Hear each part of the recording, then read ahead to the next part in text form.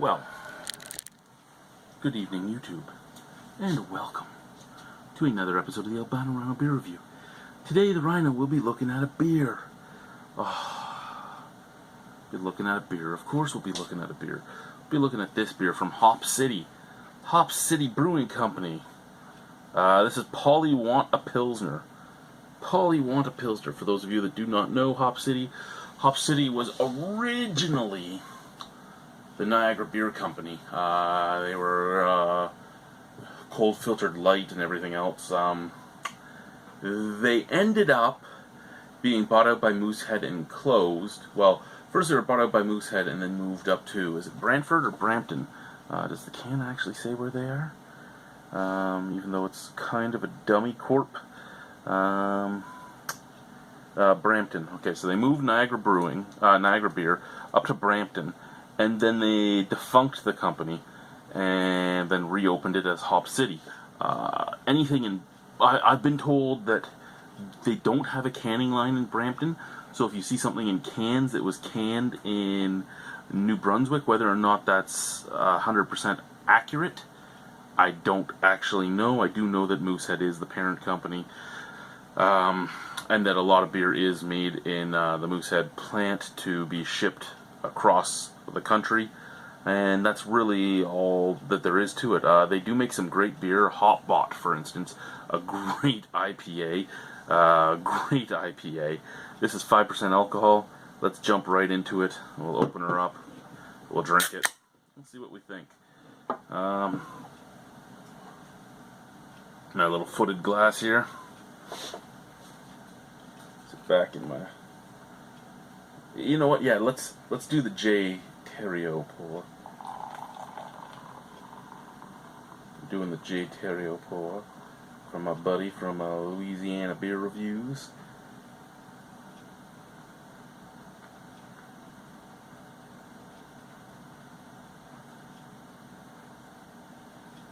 I know I'm going to hear, "Oh, he's your buddy, eh?" Well, I say buddy loosely. I say buddy to all my acquaintances that I can chat with. Doesn't mean he's my bosom pal, but I don't mind talking to him about beer. I don't really want to talk to him about politics or religion or anything like that, but about beer, he can actually teach me something.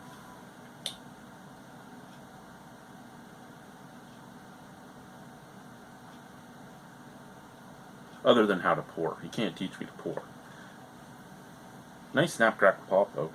Beautiful bright white head. We'll do some more J Terrio pouring. There we go.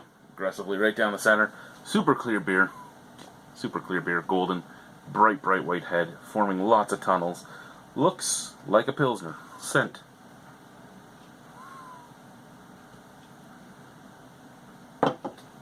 Smells like German export Pilsner. Tinny, metallic, little dirty, little sulfuric. So I guess it smells like a Pilsner because German export Pilsners are what we get the most of here. It doesn't smell like Pilsner or Kel. It's not really cut grassy enough or anything. It's like Holsten or Daub or Hob or any of those.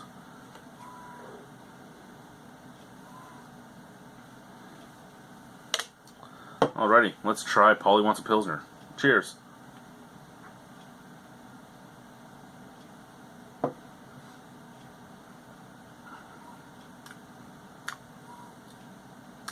Now, years ago when Hop City first came out and nobody knew that they were Moosehead yet, they had a Pilsner. I believe it was Percussion Pilsner. I don't know if Percussion Pilsner is still around at all, but Polly Wants a Pilsner reminds me quite a lot of a Percussion Pilsner. But this one is lighter bodied, kind of waterier on the flavor, but with a touch of soapiness to it.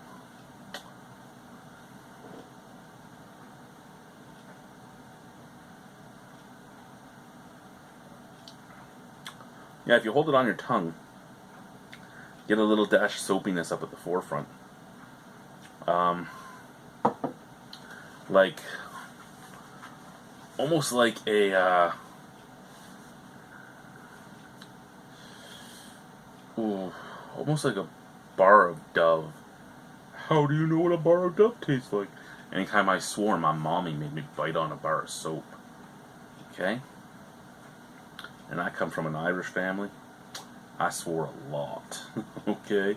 So yeah, like a little soapy up at the forefront, it stays around.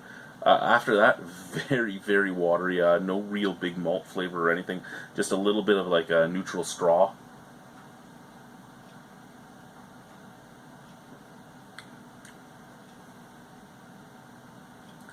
And a tiny bit of earthiness on the back end, with nothing else really. So a little soapy, a little neutral graininess, a little earthiness. Does it taste like a Pilsner? Sure. If this was cold and not basement temperature, it would just slide down your throat. You probably wouldn't even pick up the soapiness. You'd probably just pick up the little bit of earthiness, and it would be very quaffable. I can't say anything bad about the beer. It doesn't have anything that really turns me off. It doesn't have anything that excites me. It doesn't have anything... Really, it just doesn't have anything. It's just a beer. It's just a beer you can drink. Is that bad? No, it's not bad. There is a lot of need for beers like that in this world, and this beer fulfills that niche.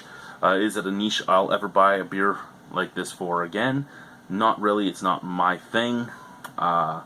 But if you are trying to get out of, being the Labatt drinker or the Bud drinker or the Canadian drinker, or you don't want to get out of that, but you want to try something with a little more flavor, this would work for you. I mean, it does have a little bit of hop flavor that those ones don't have. Has a little bit, well, it just has a little bit of hop flavor really, but it has a little bit more of a smooth body, not as effervescent. It shows off how beers can be different. Really is what it comes down to, and that's a good thing. So I could see this being an entry level, expanding your horizons type of beer. Out of 10, I'd give it a 5.25. I could drink it, I just don't really care to. Nothing wrong with it. Try it yourself. It wasn't all that expensive. It was under $3 for a can, so it's worth a try. You might love it, you might hate it. Well, actually, if you hate it, let me know, because there's no real reason to hate this beer. It's just unflavorful. That's it. But there's no reason to hate it, because there's nothing wrong with it. Anyway, guys, thank you very much. Have a wonderful... Bye-bye.